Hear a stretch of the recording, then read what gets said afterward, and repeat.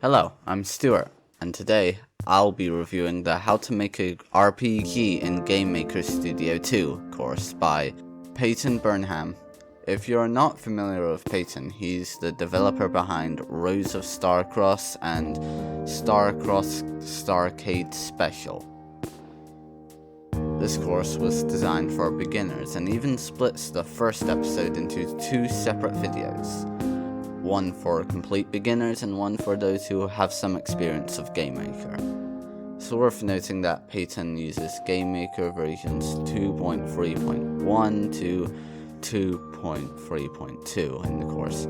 I'm using version 4.6.2. For some reason my version appears as 2024.4.6.2.162. but I'm pretty sure it's just 4.6.2.162, likely because it was released in 2024. With that out the way, let's dive into the course. The course starts out simple, using basic colored boxes as placeholders for sprites. Then I was instructed to create my own sprites. At first I planned to use a human character, but after some thought I decided to go with a slime instead. I also wanted the place where the game takes place to be like a lab, so I designed it accordingly. Oh, and also there are these guys lying around. Don't worry, they're not dead, they're just knocked out by a large slime. That's why there's green slime on them. Just as a note, the tile sets don't work for me. I had to use just sprites instead of tiles. Do not use separate objects, that was a bad idea. It lags your game a lot. Just use sprites. Basically what happens whenever I use a tile set is it doesn't compile, which means you can't play the game, which, a lot of bad things. So yeah, I can't use tile sets. If you know how to fix this, tell me. Oh, and in case you were wondering, as this developer sprite art says, this is a wall, no scam. After creating some warp no scams, I set up a system that lets you travel from the main lab to a closet. It looks like a simple door, but in reality, the lab and closet are two completely different worlds. Hidden inside the door is an object that lets you jump between them. From there, I added a cool transition effect, a long hallway, and even an outdoor area, complete with a beautiful sunset that definitely fits the game style and totally isn't missing outlines. While making the sunset, I ran into a couple of issues, one of them being the background glitching out in a way that reminded me of that weird Windows error where you can smear poker cards all over the screen, except in this case, it wasn't cards, it was the player. A dark green slime getting smeared everywhere. After some trial and error though, I finally got it working normally. After making the sunset, I ended up changing it to an almost clear sky, which definitely isn't missing outlines either. I came across a video tutorial in the course on how to make an ice block puzzle, but for some reason it didn't actually teach me to make the block transition from slippery ice to a normal path, despite having both types of terrain, so I decided to take matters into my own hands. I created a system that draws a line to its intended destination. If the block is on ice, it keeps sliding forward until it reaches an edge. Like, if there is a normal path there, it moves one space onto it, but if there isn't, or something is blocking the way, then it just stops. And yeah, I may have used ChatGPT to help, but I'm new to GameMaker, okay? Anyways, you can grab the code in the description, so that you don't have to go through the trouble of endlessly asking ChatGPT to generate different solutions that don't work over and over and over again. I also decided to add a bunch of different types of slimes. One of them is the cyan slime, which is both sticky and slippery. This is the slime that the ice block puzzles are on. As you can see, this slime can form into different shapes, like a reset button, a huge wall, a floor splatter, and the part that is most painful for it if it takes damage in that spot, whatever the heck this thing is. Also, if you step on the button yourself, you get pushed off.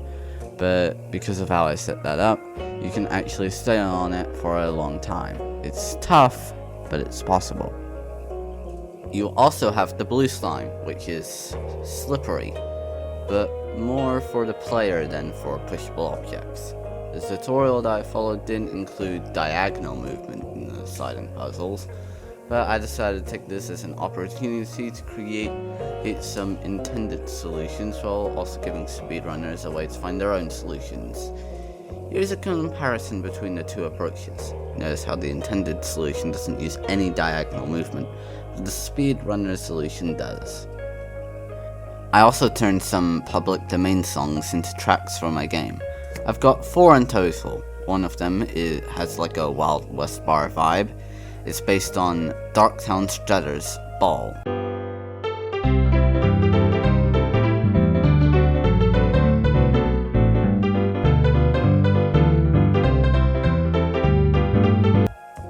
Another one is a Beatles song, Love Me Do, which I changed a bit and turned it into boss battle music.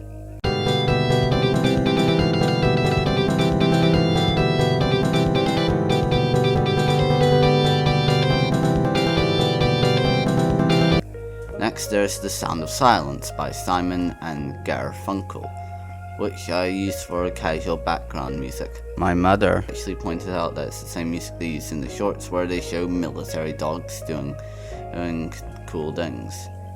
Oh, and it also happens to be the Hello Darkness My Old Friend song.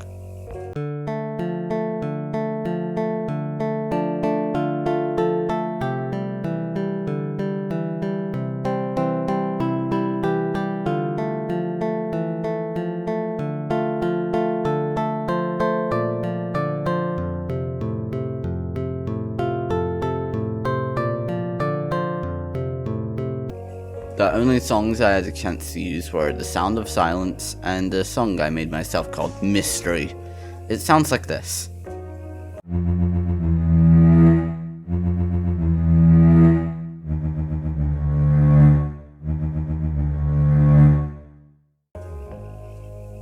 I added a cool 8-bit effect to the music, but for some reason it made the song sound really inconsistent.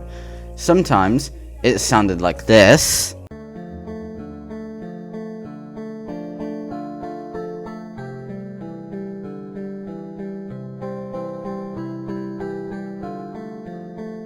and other times it sounded like this.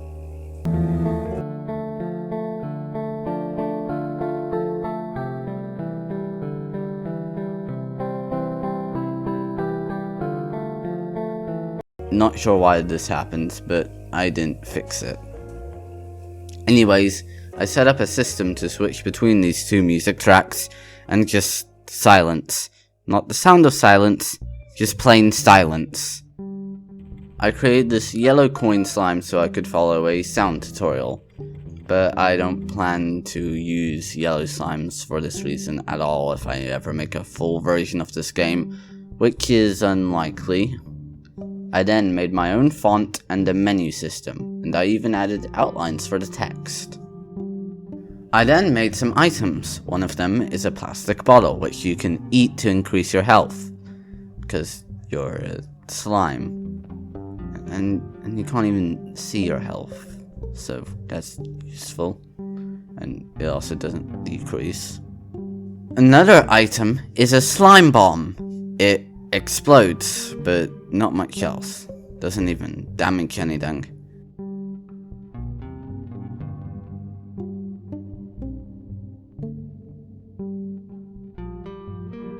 Then there are the bath bombs, which are basically poison for whatever slime they're colored for. These are used as a key to unlock areas blocked off by slimes. They also serve as an instant kill for whatever slime you convince to eat one. That last bit, though, hasn't been implemented. But a cool thought for a system, right?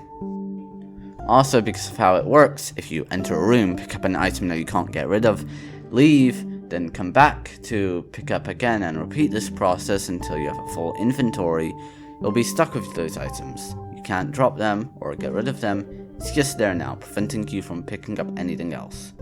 The reason why you can pick up the same item multiple times is because if you pick up an item, leave, then come back, the item is still there, and there's nothing telling that item that you've already picked it up. So it's just there now, and you can pick it up again, and again, and again, and again, and again, and then you have a full inventory. Now, before I talk about what I thought of this course, let me give you a 2-in-1. This next course is made by the same person, on the same channel, and it's way shorter. It's talking about making a text-based system in GameMaker. So first off, the course asks you to make your own font and some text boxes. I already had done this with the menu system, if you remember. Then it asks you to create some sprites for the faces of the characters that talk. And so I did. Next, he dives into creating a system for talking and conversations, which is all super cool. He teaches you how to make the text different colors, wavy and shaky, and also how to make it so that if you choose a certain option, it has different responses. Funny thing is, I actually made the shaky text before he showed me how to do it, before I even knew he was going to teach that part.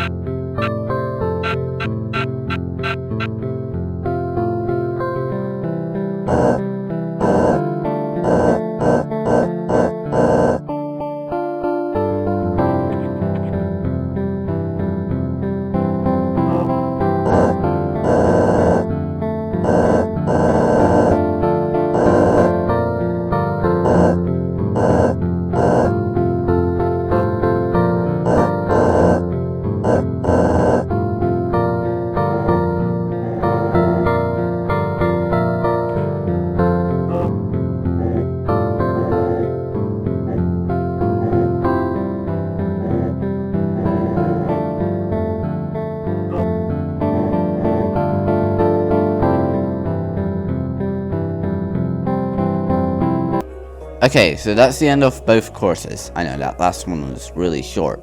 For the RPG course, I think it's really good. The fact that it offers 2 different versions of the first video, one for complete beginners and one for those with some experience, is a smart addition. I also like how many different topics it has. The only thing I would have changed is adding a better transition from normal paths to ice. I had to make that myself. As for the dialogue system, it's also really well done. You can easily adjust some things to get any desired outcome. The only thing I'd change isn't really about the course itself, but I think it would have been great to include this in the RPG course as well. Overall, both courses are great for beginners using GameMaker. If you're interested, go check them out now. They're in the link in the description.